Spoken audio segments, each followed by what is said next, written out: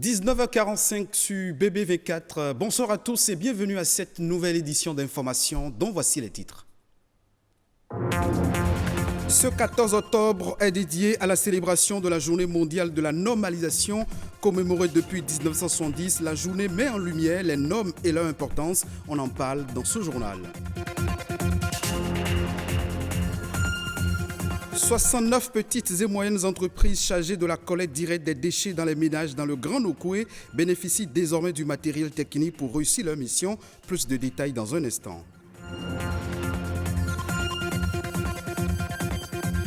Et puis, c'est l'un des corps de métier sans doute le plus proche des personnes hospitalisées parmi le personnel de santé. L'aide-soignant, il contribue à l'autonomie et au bien-être des patients. Zoom sur le métier dans cette édition.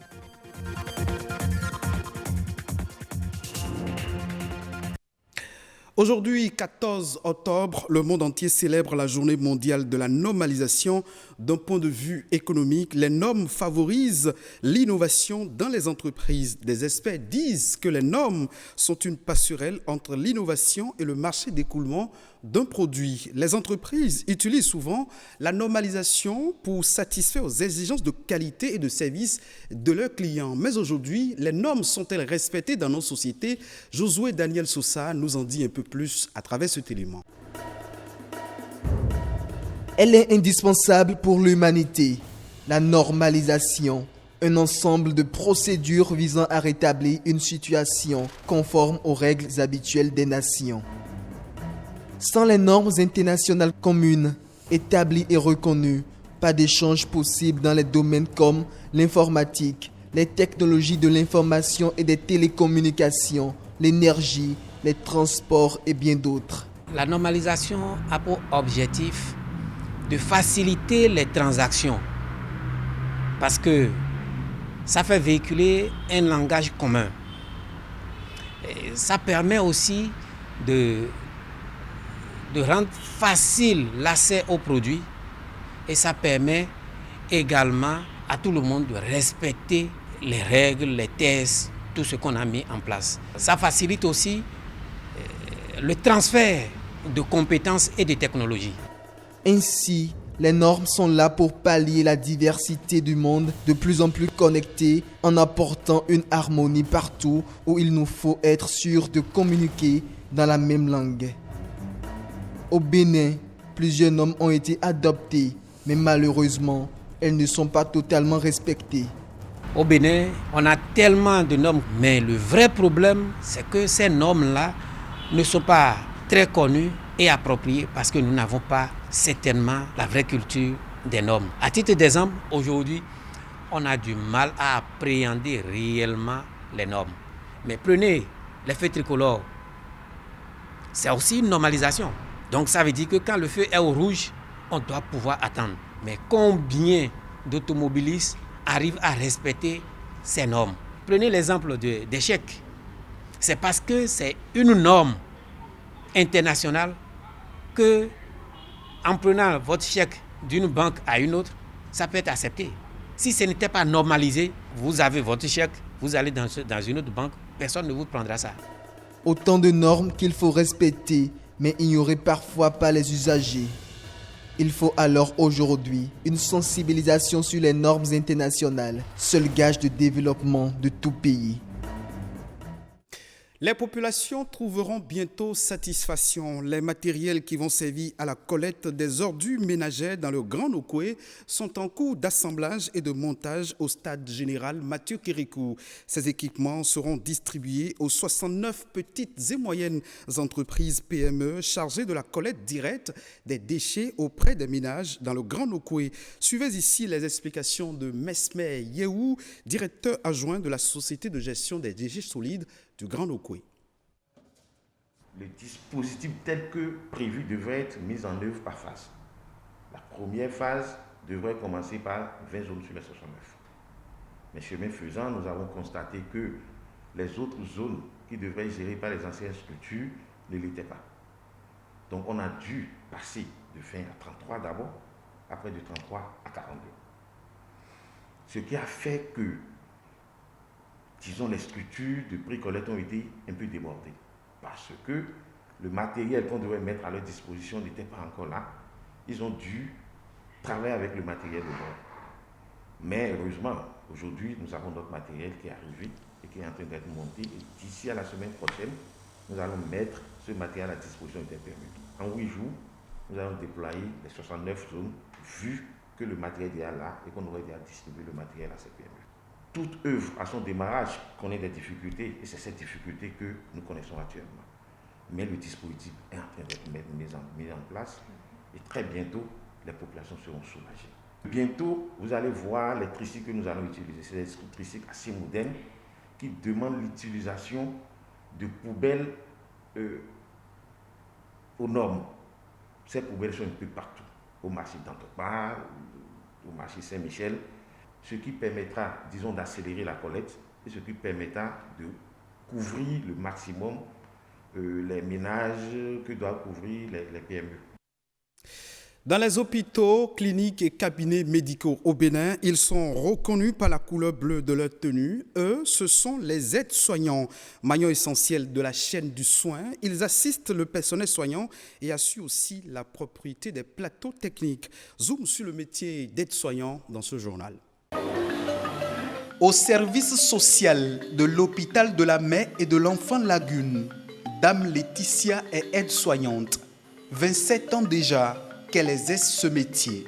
Dans les cabinets, on fait un peu de tout. On fait les soins, même les accouchements, on les fait. On aide les soignants. Seulement dans les centres de référence, les structures de l'État, on n'a pas habilité à faire des soins ni les accouchements.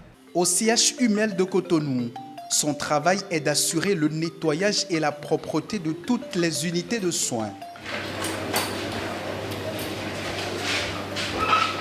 Dès qu'on finit quelque part, au bloc, à la salle d'accouchement, si on doit nettoyer, c'est eux. Parce que les microbes aiment bien la saleté. Ce sont eux qui constituent ce groupe d'agents qui assurent vraiment la propreté des lieux.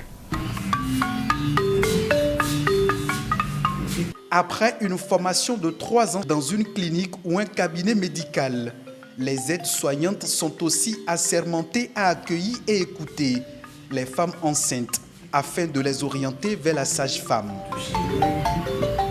J'aide les médecins et les sages-femmes dans leurs tâches en cherchant les dossiers pour les femmes enceintes et les femmes non enceintes. Si on finit de travailler, on les reclasse encore à leur place. Si dans certains centres de santé, les aides-soignants ont pour rôle d'aider les patients qui sont dans l'incapacité d'assumer seuls leurs besoins primaires, dans d'autres établissements de santé, les aides-soignants assistent les médecins et sages-femmes dans tous les services de soins. Quand ils sont à la prénatale, on leur dit ce qu'ils doivent faire à la prénatale. S'ils sont aux urgences, on leur dit ce qu'ils doivent faire là-bas. S'ils sont en hospice, on doit leur dire. Mais c'est des gens qui comprennent très vite. Mais il y en a qui sont dans des unités spécifiques comme le bloc. Et comme le bloc a une couleur spécifique, on peut retrouver un aide-soignant qui ne porte pas le bleu là-bas, mais le vert. Au CH Humel de Cotonou, il n'y a pas que les aides-soignants qui portent la blouse médicale de couleur bleue. Il y a aussi les agents d'entretien. La différence qu'il y a entre aide-soignant et l'agent d'entretien, c'est que l'agent d'entretien, c'est un agent de la cour et qui s'occupe des bureaux. Or, l'aide-soignant, lui, il travaille dans des salles d'accouchement, il fait l'entretien dans la salle d'accouchement, aux salles opératoires. Donc celui qui n'est pas dans les salles, qui est hors des salles, est agent d'entretien.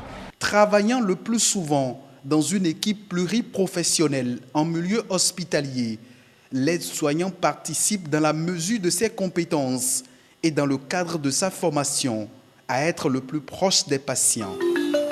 Au Bénin, le métier d'aide-soignant attire chaque année de nombreux jeunes passionnés par le monde de la santé. Autre information dans ce journal, à travers le condensé de quelques faits marquants de l'actualité nationale, c'est la Nation en bref et en images, signé Ulvaeus Balogun.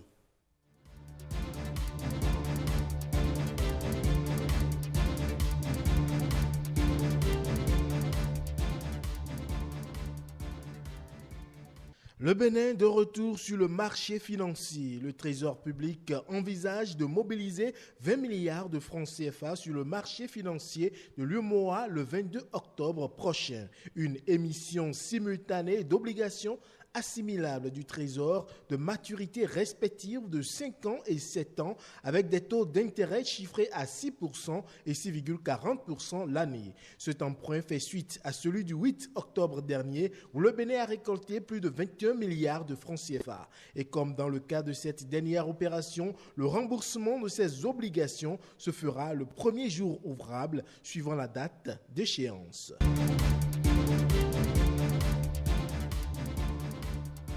Annoncé dans l'agenda numérique 2020, le fonds d'appui à l'entrepreneuriat numérique a été rendu opérationnel avec le lancement du financement Oumandera. À travers ce financement, les startups béninoises peuvent bénéficier d'un appui financier direct non remboursable, mais elles devront avoir au moins 10% du montant total du besoin exprimé. Ce financement est destiné également aux jeunes pousses capables de fournir un service ou produit numérique et faisant une utilisation quantifiable et substantielle de technologies numériques dans la chaîne de valeur dans des secteurs tels que l'agriculture, la santé, le tourisme, l'éducation et les finances. Il faut rappeler que le fonds d'appui à l'entrepreneuriat numérique s'inscrit dans la vision du gouvernement d'asseoir un écosystème viable et solide pour l'entrepreneuriat numérique.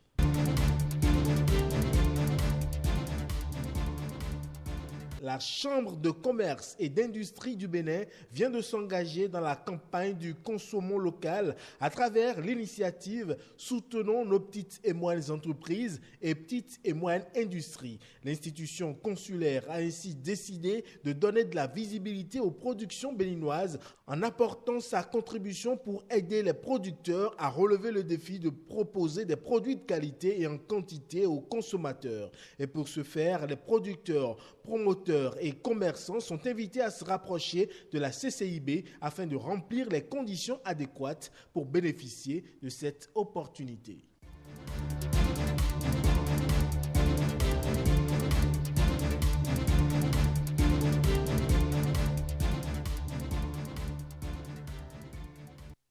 Direction le Togo, le cancer du sein. Beaucoup de femmes en meurent faute de soins, mais aussi faute de bonnes informations sur la maladie. Les clichés sur le cancer du sein et le retard dans le dépistage en sont parfois la cause. Au Togo, presque 3000 femmes en meurent chaque année, alors qu'un diagnostic précoce pouvait les sauver. Les précisions dans ce reportage de nos confrères de France 24. Ces femmes ont vécu le cancer du sein de près ou de loin. Certaines sont encore malades, d'autres sont guéries ou ont des proches décédés. Chaque samedi, elles partagent leur expérience sur ce marché de Lomé. Pour beaucoup de Togolaises, le cancer du sein est associé à la mort. Je suis la preuve vivante, disons que c'est une deuxième vie que je suis en train de vivre. J'ai eu l'ablation du sein, mais aujourd'hui je vais bien. Au cœur de la capitale, Lomé, c'est le tout premier service de cancérologie ouvert l'année dernière. Cette dame, d'une 60aine d'années, a découvert son cancer il y a 6 mois après un dépistage. C'est sa première consultation avec son oncologue médical depuis l'ablation de son sein il y a 3 semaines. Là, c'est vraiment bien cicatrisé. L'opération est un succès. Elle a permis d'enlever la tumeur résiduelle après des séances de chimiothérapie. La patiente devra se rendre à présent en Côte d'Ivoire ou au Ghana, car il n'y a pas de radiothérapie au Togo. Le traitement à lui seul coûte l'équivalent de 7 000 €. Ça coûte cher, mais moi j'ai pu surmonter à ce souci financier par les bonnes volontés de ma famille. Il n'y a pas d'assurance de santé universelle au Togo. Alors, quand une famille n'a pas les moyens de soutenir la malade, les conséquences sont terribles. Lorsque vous savez que vous ne pouvez pas traiter ce malade, vous savez qu'inévitablement il est condamné. Et dans ces cas, nous offrons les soins palliatifs. Et nous essayons d'accompagner jusqu'au bout. Mais chaque fois que cela arrive, c'est une perte de chance pour le malade. Et nous en sommes conscients. En ville, comme dans les zones rurales, les femmes arrivent souvent à l'hôpital à un stade avancé, après avoir tout essayé avec la médecine traditionnelle. Ce jour-là, dans ce village du centre du Togo, une ONG locale explique aux femmes comment reconnaître les symptômes du cancer du sein. quand l'information n'est pas venue. Et ces femmes ont ces genres de signes, de symptômes du cancer. On pense que c'est les sorciers qui sont à la base, ou soit c'est juste quelque chose qui est arrivé comme ça. Donc on court voir les féticheurs, les guérisseurs, pour se faire soulager. Au Togo, un tiers des cancers chez les femmes sont des cancers du sein. L'année dernière, presque 3000 femmes en sont mortes. C'est la fin de cette édition d'information. Merci de votre fidélité. Retrouvez cette édition en replay sur le site de l'ORTB, www.ortb.bg.